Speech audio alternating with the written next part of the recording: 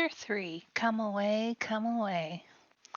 For a moment after Mr. and Mrs. Darling left the house, the night lights by the beds of the 3 children continued to burn clearly. They were awfully nice little night lights, and one cannot help wishing that they could have kept awake to see Peter. But Wendy's light blinked and gave such a yawn that the other 2 yawned also, and before they could close their mouths all 3 went out. There was another light in the room now, 1,000 times brighter than the night lights, and in the time we have taken to say this, it had been in all the drawers in the nursery looking for Peter's shadow, rummaged the wardrobe and turned every pocket inside out. It was not really a light. It made this light by flashing about so quickly. But when it came to rest for a second, you saw it was a fairy, no longer than your hand, but still growing. It was a girl called Tinker Bell, excuse me, exquisitely gowned in a skeleton leaf, cut low and square, through which her figure could be seen to the best advantage. She was slightly inclined to be in bond point, plump hourglass figure. A moment after the fairy's entrance, the window was blown open by the breathing of the little stars, and Peter dropped in. He had carried Tinker Bell part of the way, and his hand was still messy with the fairy dust. Tinker Bell, he called softly after making sure that the children were asleep. Tink, where are you? She was in a jug for the moment and liking it extremely. She had never been in a jug before. Oh, do come out of that jug and tell me, do you know where they put my shadow? The loveliest tinkle as of golden bells answered him. It is the fairy language.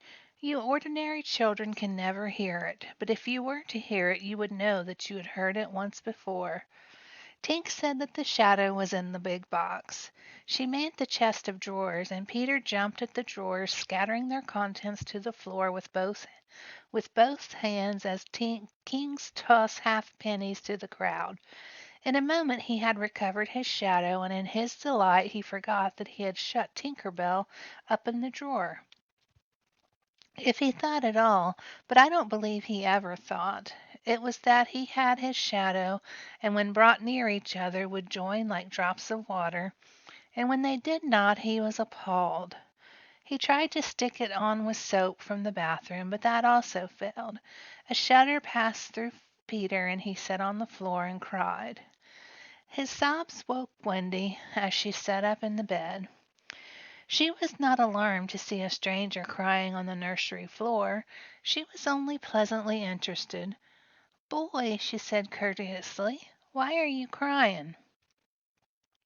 Peter, who could be exceedingly polite also, having learned the grand manners at fairy ceremonies, and he rose and bowed to her beautifully.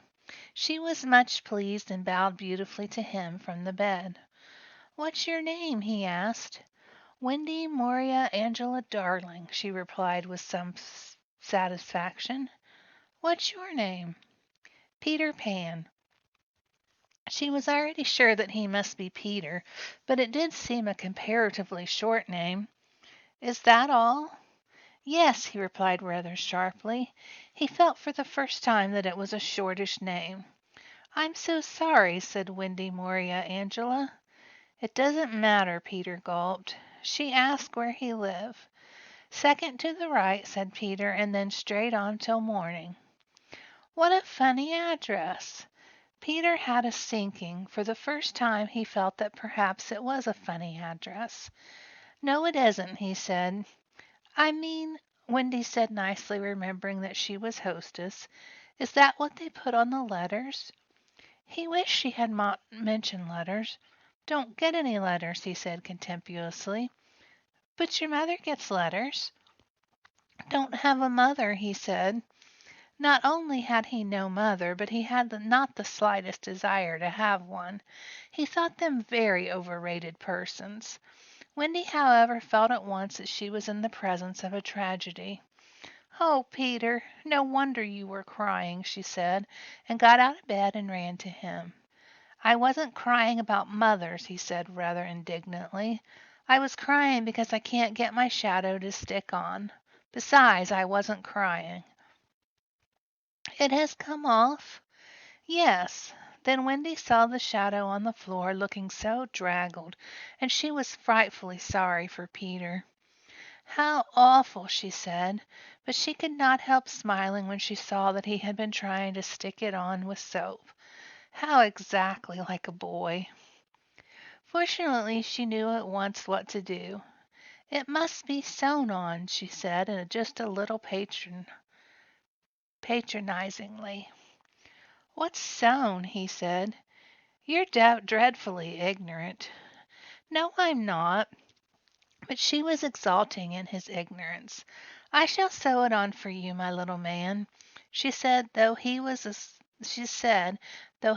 tall as herself, and she got out her housewife sewing bag and sewed the shadow onto Peter's foot.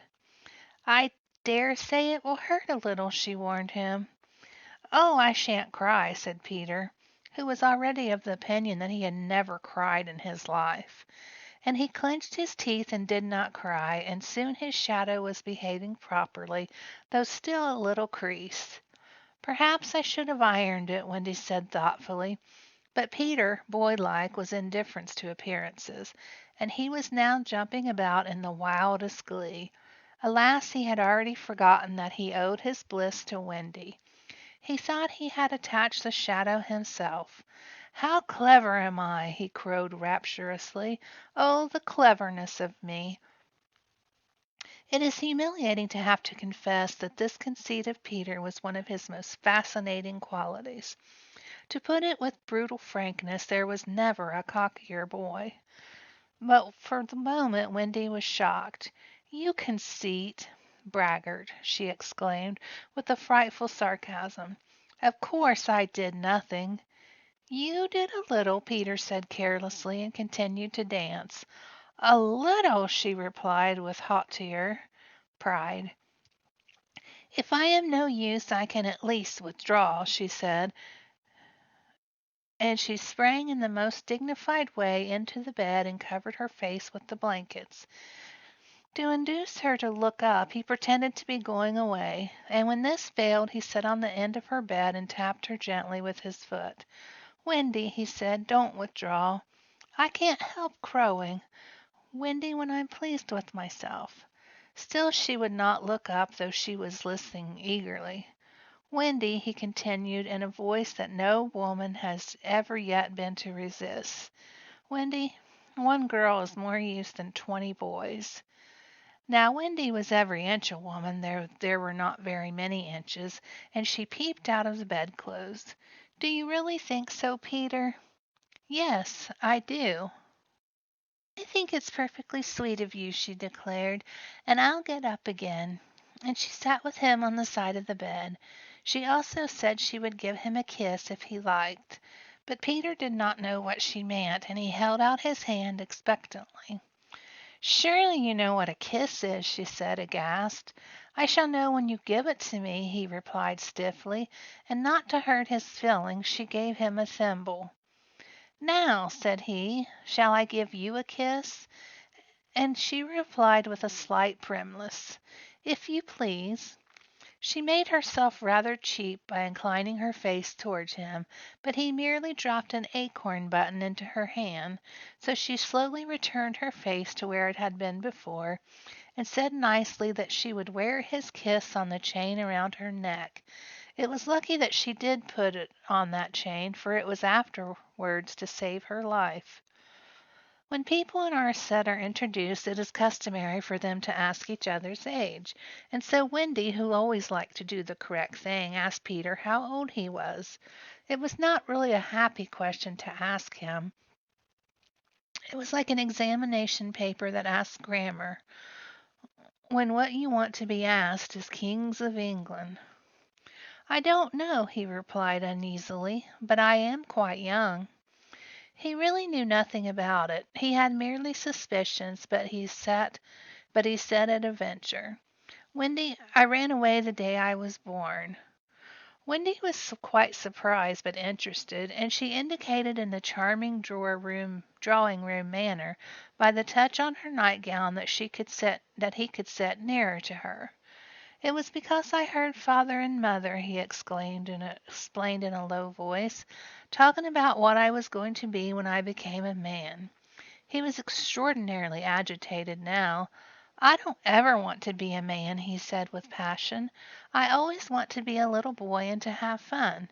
So I ran away to Kensington Gardens and lived a long, long time among the fairies." She gave him a look of the most intense admiration, and he thought it was because he had ran away, but it was really because he knew fairies. Wendy had lived such a home life that to know fairies struck her as quite delightful. She poured out questions about them to his surprise, for they were rather a nuisance to him, getting in his way and so on, and indeed he sometimes had to give them spanking. Still he liked them on the whole, and he told her about the beginnings of fairies. "You see, Wendy, when the first baby laughed for the first time, its laugh broke into 1,000 pieces, and they all went skipping about, and that was the beginning of fairies. Tedious talk this, but being stay at home, she liked it. And so," he went on good naturedly, "there ought to be one fairy for every boy and girl." "Ought to be? Isn't there?" "No, you see children know such a lot now they soon don't believe in fairies, and every time a child says I don't believe in fairies, there is a fairy somewhere that falls down dead." Excuse me. Really he thought they had now talked enough about fairies, and it had struck him that Tinker Bell was keeping very quiet. "I can't think where she has gone to," he said, rising, and he called Tink by name. Wendy's heart went flutter with a sudden thrill. "Peter," she cried, clutching him, "you don't mean to tell me that there is a fairy in this room?" "She was here just now," he said a little impatiently. "You don't hear her, do you?" And they both listened. "The only sound I hear, excuse me," said Wendy, "is like a tinkle of bells." "Well, that's Tink. That's the fairy language. I think I hear her too." The sound came from the chest of drawers, and Peter made a merry face. No one could ever quite look so merry as Peter, and the loveliest of gurgles was his laugh. He had his first laugh still. "Wendy," he whispered gleefully, "I do believe I shut her up in the drawer." He let poor Tink out of the drawer, and she flew about the nursery, screaming with fury.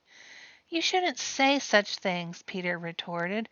"Of course I'm very sorry, but how could I know you were in the drawer?" Wendy was not listening to him. "Oh, Peter," she cried, "if she only would stand still and let me see her." "They hardly ever stand still," he said, but for one moment Wendy saw the romantic figure come to rest on the cuckoo clock. "Oh, the lovely!" she cried, though Tink's face was still distorted with passion. "Tink," said Peter amiably, "this lady says she wishes you were her fairy." Tinker Bell answered insolently.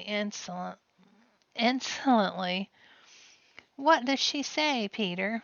He had to translate. "She is not very polite. She says you are a huge, ugly girl, and that she is my fairy." He tried to argue with Tink. "You know you can't be my fairy, Tink, because I'm a gentleman and you're a lady." To, to this Tink replied in these words, "You silly ass," and disappeared into the bathroom. "She is quite a common fairy," Peter explained apologetically. "She's called Tinker Bell because she mends the pots and kettles. Tinker equals tin worker, similar to cinder plus Ella to get Cinderella." They were together in the armchair by this time, and Wendy plied him with more questions. "If you don't live in Kensington Gardens now—" "Sometimes I still do. But where do you live mostly now?" "With the Lost Boys." "Who are there?" "Who are they? Excuse me." They are the children who fall out of their perambulators when the nurse is looking the other way. If they are not claimed in 7 days, they are sent far away to the Neverland to defray expenses. I'm captain. Oh, what fun it must be! Yes, said cunning Peter, but we are rather lonely, you see. We have no female companionship. Are none of the others girls? Oh, no, girls, you know, are much too clever to fall out of their prams. This flattered Wendy immensely. I think she said it is perfectly lovely the way you talk about girls. John there just despises us. For reply, Peter rose and kicked John out of bed, blankets and all, one kick. This seemed to Wendy rather forward for a first meeting, and she told him with the spirit that he was not captain in her house. However, John continued to sleep so placidly on the floor that she allowed him to remain there. "And I know you meant to be kind," she said, relenting, "so you may give me a kiss." For the moment she had forgotten his ignorance about kisses. "I thought you would want it back," he said a little bitterly, and offered to return her thimble. "Oh, dear," said the nice Wendy, "I don't mean a kiss, I mean a thimble." "What's that?" "It's like this," and she kissed him. "Funny," said Peter gravely. "Now shall I give you a thimble?" "If you wish to," said Wendy, keeping her head erect this time. Peter thimbled her, and almost immediately she screeched. "What is it, Wendy?" It was exactly as if someone were pulling my hair. That must have been Tink. I never knew her so naughty before. And indeed Tink was darting about again using offensive language. "She says she will do that to you, Wendy, every time I give you a thimble." "But why?" "Why, Tink?" Again Tink replied, "You silly ass." Peter could not understand why, but Wendy understood, and she was just slightly disappointed when he admitted that he came to the nursery window not to see her, but to listen to stories. "You see, I don't know any stories. None of us lost boys knows any stories." "How perfectly awful," Wendy said. "Do you know," Peter asked, "why swallows build in the eaves of houses? It is to listen to the stories. Oh, Wendy, your mother was telling you such a lovely story." "Which story was it?" "About the prince who couldn't find the lady who wore the glass slipper." "Peter," said Wendy excitedly, "that was Cinderella, and he found her, and they lived happily ever after." Peter was so glad that he rose from the floor where they had been sitting and hurried to the window. "Where are you going?" she cried. "To tell the other boys." "Don't go, Peter," she entreated. "I know such lots of stories." Those were her precise words, so there can be no denying that it was she who first tempted him. He came back, and there was a greedy look in his eyes now, which ought to have alarmed her, but it did not. "Oh, the stories I could tell to the boys!" he cried.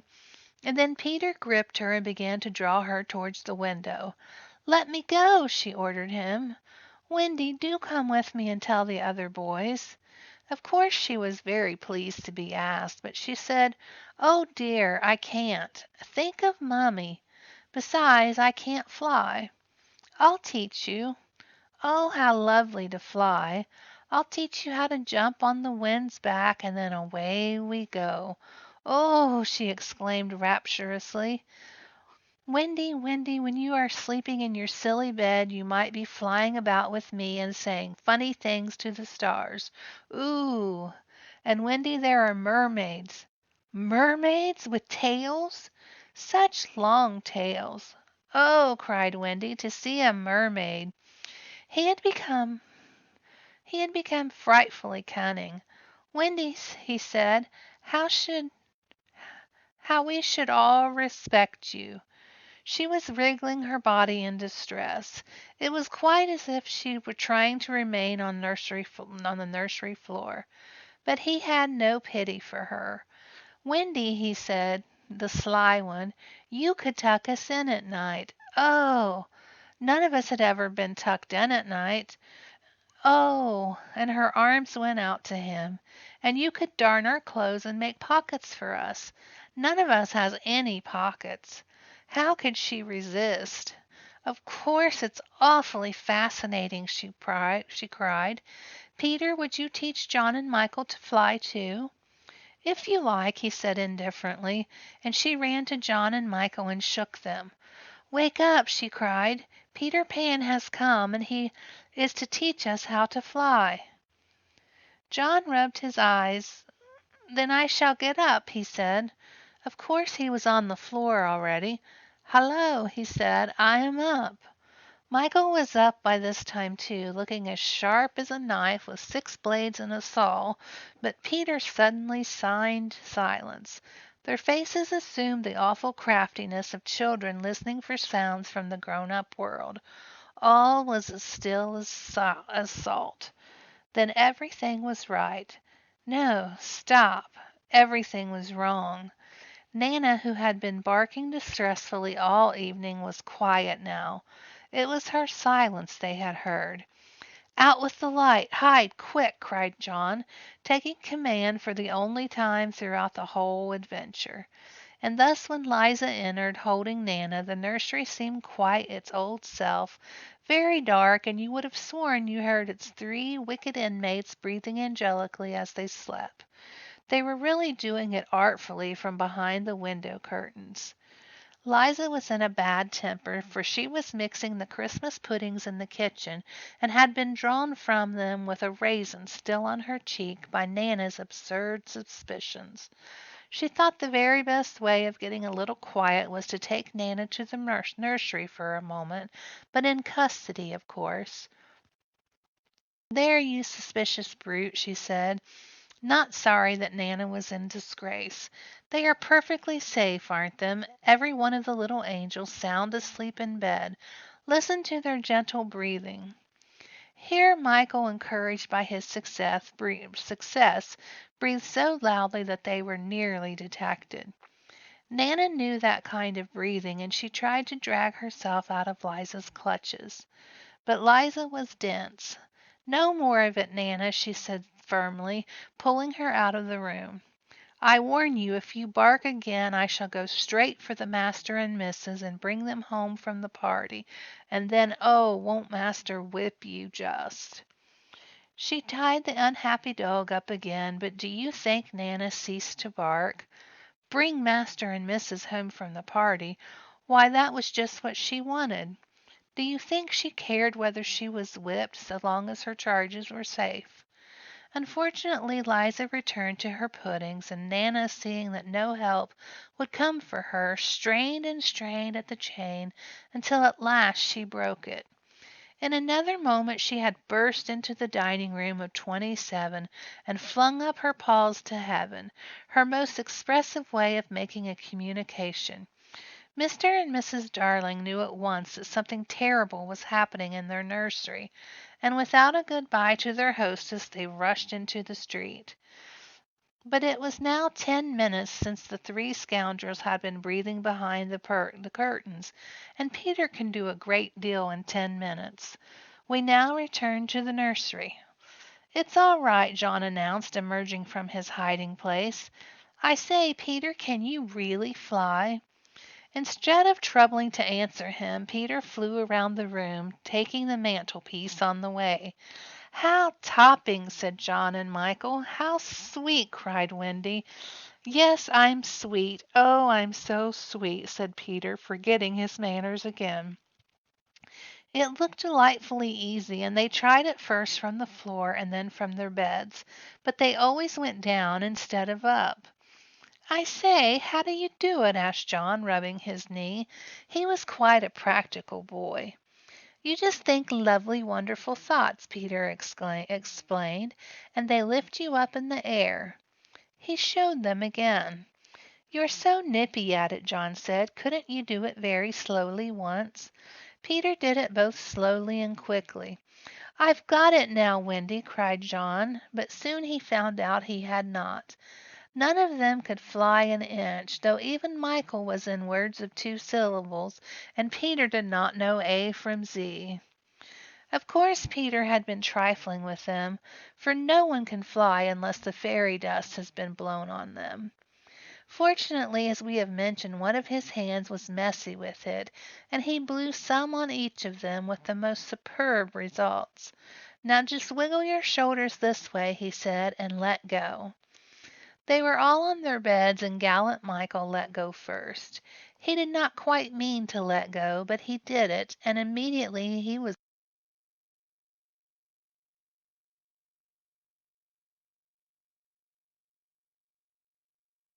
"I flew," he screamed while still in midair.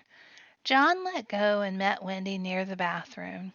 "Oh, lovely! Oh, ripping! Look at me! Look at me! Look at me!" They were not nearly so elegant as Peter, but they could not help kicking a little, but their heads were bobbing against the ceiling, and there is almost nothing so delicious as that. Peter gave Wendy a hand at first, but had to desist. Tink was so indignant. Up and down they went, and round and round. Heavenly was Wendy's word. "I say," cried John, "why shouldn't we all go out?" Of course it was to this that Peter had been luring them. Michael was ready. He wanted to see how long it took him to do 1 billion miles. But Wendy hesitated. "Mermaids," said Peter again. "Oh, and there are pirates." "Pirates!" called John, seizing his Sunday hat. "Let us go at once." It was just at this moment that Mr. and Mrs. Darling hurried with Nana out of 27. They ran in the middle of the street to look up at the nursery window. And yes, it was still shut, but the room was ablaze with light. And the most heart-gripping sight of all, they could see in shadow on the curtain 3 little figures in night attire circling round and round, not on the floor, but in the air. Not 3 figures, 4! In a tremble they opened the street door. Mr. Darling would have rushed upstairs, but Mrs. Darling signed him to go softly. She even tried to make her heart go softly. Will they reach the nursery in time? If so, how delightful for them, and we shall all breathe a sigh of relief. But there will be no story. On the other hand, if they are not in time, I solemnly promise it will come right in the end. They would have reached the nursery in time had it not been that the little stars were watching them. Once again the stars blew the window open, and that smallest star of all called out, "Cave, Peter!" Then Peter knew there was not a moment to lose. "Come!" he cried imperiously, and soared out at once into the night, followed by John and Michael and Wendy. Mr. and Mrs. Darling and Nana rushed into the nursery too late. The birds were flown. That will bring us to chapter 4 for tomorrow, the flight. Second to the right and straight on till morning. Thank you very much for listening. See you tomorrow.